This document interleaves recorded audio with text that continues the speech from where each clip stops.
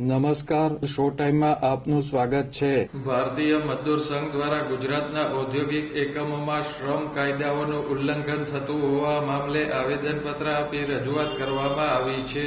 ભારતીય મજદૂર સંઘના આગેવાનો અને કાર્યકરો કલેક્ટર કચેરી ખાતે એકઠા થયા હતા.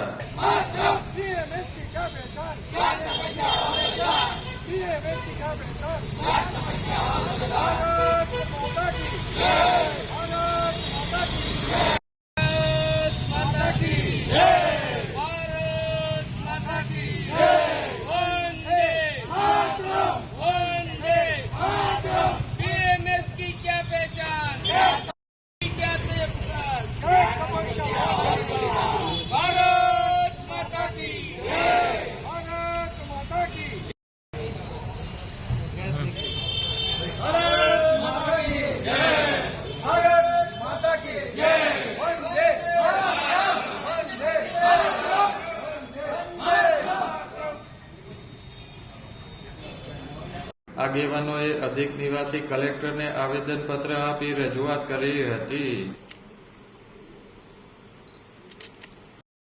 તાત્કાલિક અને આ આઉટસોર્સના કર્મચારીને વધુ લાભો મળે એ માટે એક અમારી માગણી છે, જે આપણા મારફત અમે સરકારશ્રીને પાઠવા દઈએ.